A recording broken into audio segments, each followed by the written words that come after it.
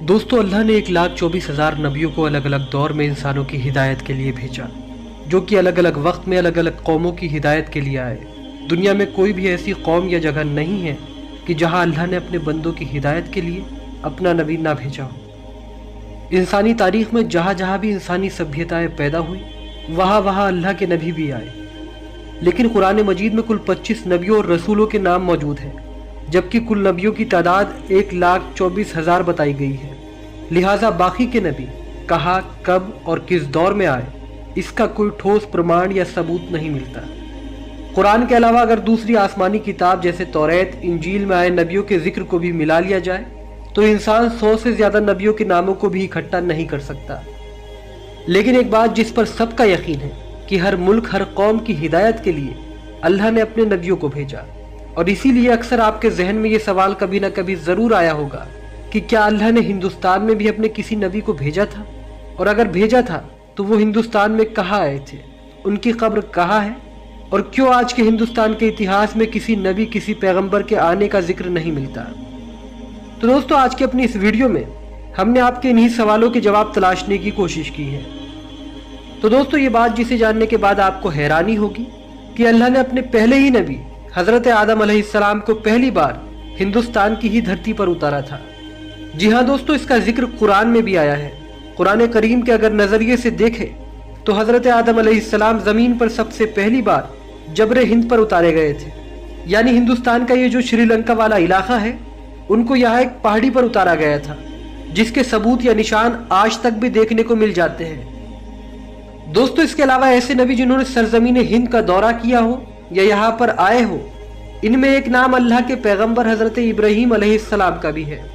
Islamic विद्वानों और जानकारों की माने तो हजरत इब्राहीम अलैहिस्सलाम ने अपने जद्दे अमजद हजरत आदम अलैहिस्सलाम के मकामात की ज़ियारत करने के लिए सरजमीन हिंदुस्तान का दौरा किया था।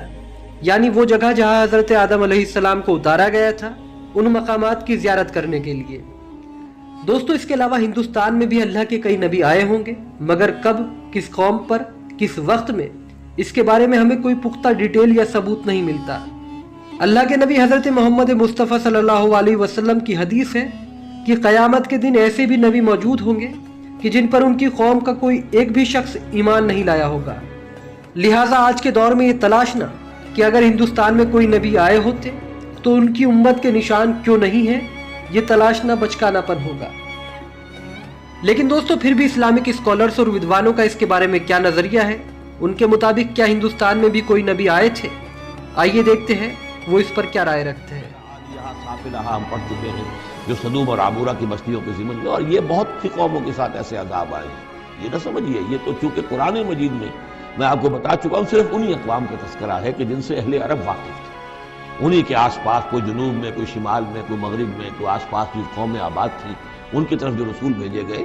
वरना ये कि रसूल और भी आए, वले कुल्ले कौमिन हाद, हर कौम की तरफ हमने हादी भेजी। चुनांचे हिंदुस्तान में भी जिस इलाके में मेरा बचपन गुजरा है, जो अब हरियाणा कहलाता है, वो जिला हिसार, उसमें मुख्तलिफ मकामात पर थेड़ थे बड़े बड़े, यानी स्याह रंग की राख के टीले बड़े बड़े, उनको खोदते थे, उनमें सामान निकलता था। मालूम होता था ये बस्तियां थी कभी किसी ज़माने में, और उनके ऊपर ये अज़ाब इलाही आया, जैसे पोम्पियाई पर आया कि उसके ऊपर जो है वो लावा बरसा और पूरी की पूरी बस्ती जो है उस लावे के अंदर दब गई।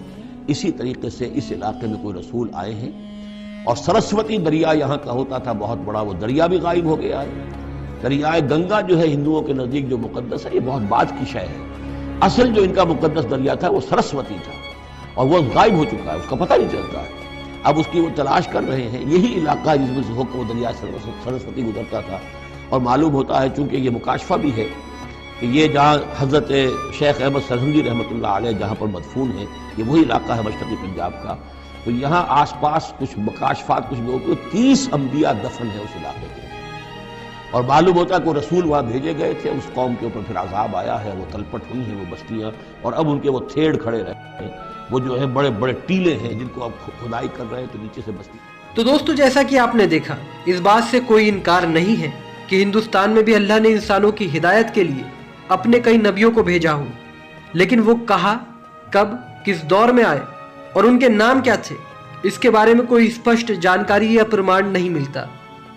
ایسے میں ہم بس یہی کہیں گے کہ وہ ایک زمانہ تھا، مگر اب وہ قوم، وہ لوگ، وہ وقت بھی گزر گیا، اسی لیے اس کی کوئی اہمیت نہیں، کیونکہ اگر اہمیت ہوتی تو بے شک اللہ ان کا ذکر قرآن مجید میں ضرور کرتا، جیسا کہ پہلے کی قوموں، قوم عاد، قوم سمود، فرعون، نمرود اور ان کے دور کی قوموں کا کیا ہے۔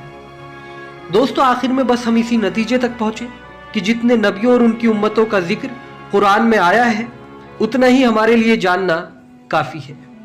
آپ کو ہمارے دوارا دی گئی جانکاری کیسی لگی؟ اپنی رائے ہمیں کمنٹ سیکشن میں ضرور دیں۔ اس کے علاوہ اگر آپ کو ویڈیو پسند آئی ہو تو ویڈیو کو لائک اور چینل کو ضرور سبسکرائب کریں۔ فی الحال ہماری اس رپورٹ میں اتنا ہی، ہمیں دیجیے اجازت، شکریہ، جے ہند۔